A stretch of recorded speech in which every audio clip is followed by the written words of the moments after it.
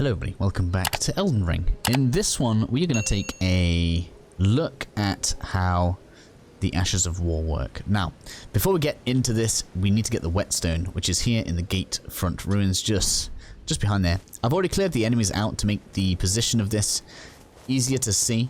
This one in particular can be a little bit more difficult to rush because the guy just here has a horn, so make sure if you're going to kill anybody, kill him before he sounds his horn. And over on the other side of here are a few dogs, so it is quite difficult to get into this without killing at least a few enemies, so just bear that in mind. I've obviously done this for the sake of smoothness, so we're going to go ahead, we're going to grab this, and that's going to give you your first Ash of War and the whetstone knife, which allows you to change the Ashes of War on your weapons.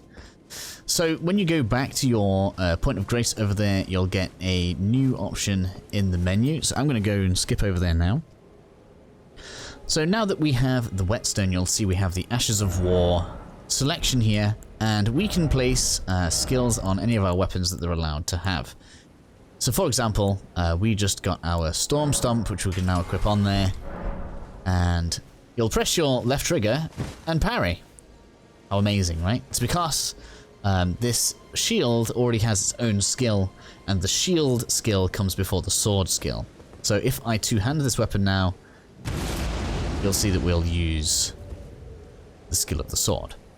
Now, we're going to switch over to a different character that has a selection of items ready for this, and I'm going to show you guys how some of the different combinations of this are going to work.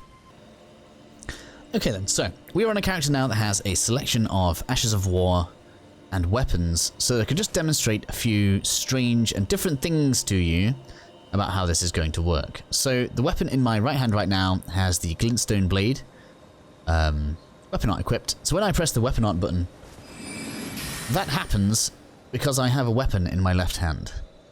Strange, right? Even though it has its own skill. Whoops, I pressed the wrong one there. Which is the foot stomp right now. Now there are some strange goings on with this, right? So this only actually works if your right hand weapon has a skill of its own. If I change to the staff and then go ahead and press what would be the weapon art button, I'm doing just normal left-handed attacks. I'm pressing L2 and it's the same attack as if I press L1. Don't know why that's the case, but it is. If we switch to a shield, however, the shield weapon art, if you have one on there, we have one that it reinforces the shield on there right now, always trumps the right hand weapon art. So if I want to have this shield out with the weapon art on it, but want to have this on and use this weapon art, I'm going to have to two-hand this to cast this, and then un-two-hand it to have that active.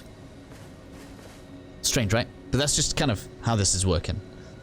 Now, you can also have a shield, and I just want to make sure I show this to you guys. A shield that has no skill. Whoops.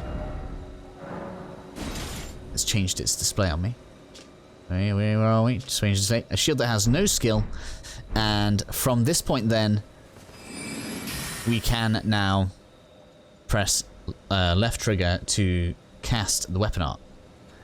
However, if it isn't a weapon and it is the staff, then it will attack. Which is kind of interesting. So, hopefully this helps you guys with working out how and where you want to place your weapon arts. So if we're in two weapons when we do this, the weapon in the right hand is going to get its weapon art. If you have a shield with a weapon art, that's going to trump your right hand. If you have something that doesn't have a skill in your right hand, you're just going to attack with the left hand weapon. Unless it's a shield, because shield always trumps. So hopefully that explains to you guys how the Ashes of War, weapon arts, and weapon skills interact with each other.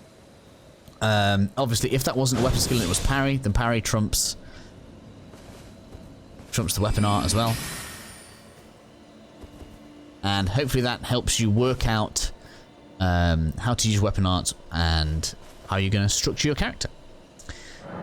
Hopefully this was helpful for you guys, and I will see you all in the next video.